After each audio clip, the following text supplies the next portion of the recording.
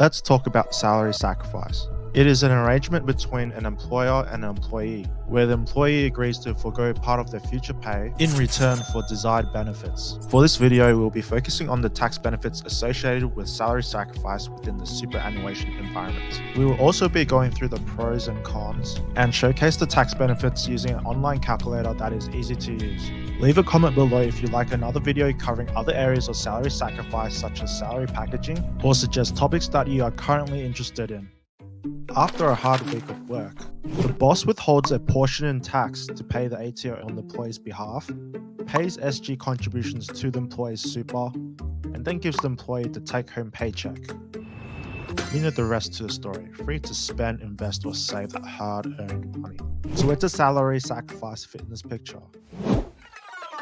Before withholding tax and calculating the net pay, the employee begs the boss to enter a salary sacrifice agreement, and then the boss agrees to set up a salary sacrifice arrangement and pay the requested salary sacrifice amount into the employee's nominated super. Money going to super is taxed at 15% upon entry or taxed at 30% if your income's over $250,000 during the time of recording this video. Salary sacrifice offers an immediate deduction and lowers taxable income. As a result, in most circumstances, less tax is paid. Therefore, the boss will withhold less tax from the paycheck. SG contributions should remain the same.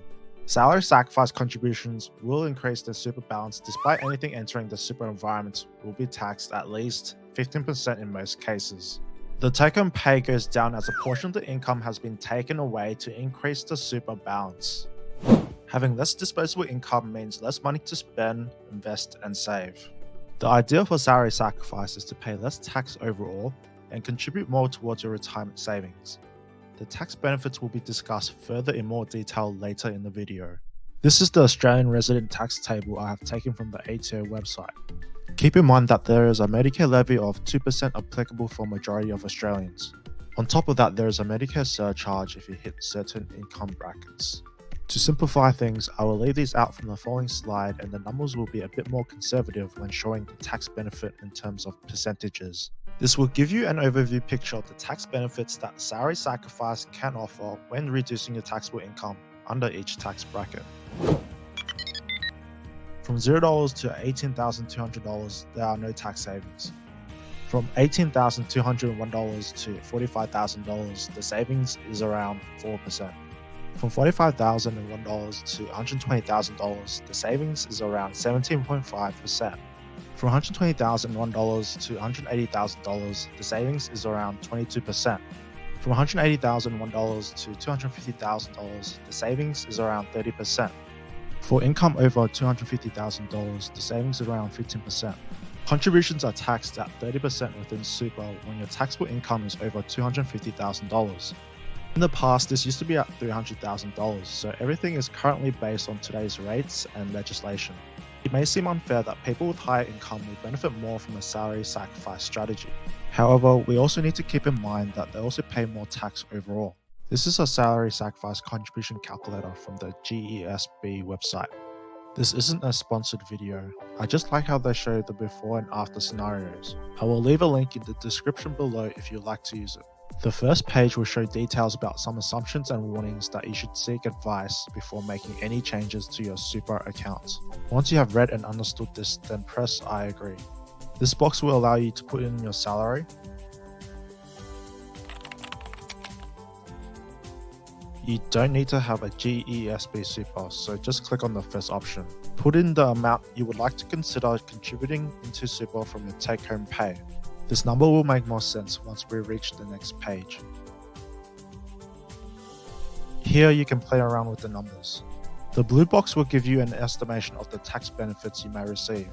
Down below you have a table with the details listed for you comparing two scenarios. Scenario 1 is where no contributions have been made, and Scenario 2 is where you do make a salary sacrifice contribution. You have your annual salary. The salary sacrifice represents the amount taken from your pre-tax income. For the purpose of this calculator, it has been marked up from the nominated take-home pay amount we have entered into the box above. 10.5% super from your employer is the compulsory contribution you receive from work on top of your salary. This will increase progressively to 12% by 1st July 2025. You can also change the contribution assumption if it is not the standard 10.5%.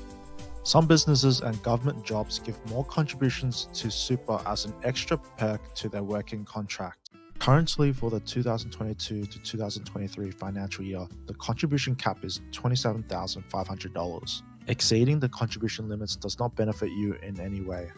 From 1st July 2018, you can carry forward any unused before tax contributions cap for up to 5 years if your total super balance is less than $500,000 on June 30th of the previous financial year. This rule started from 1st July 2018, so you won't be able to use the unused contributions past this date.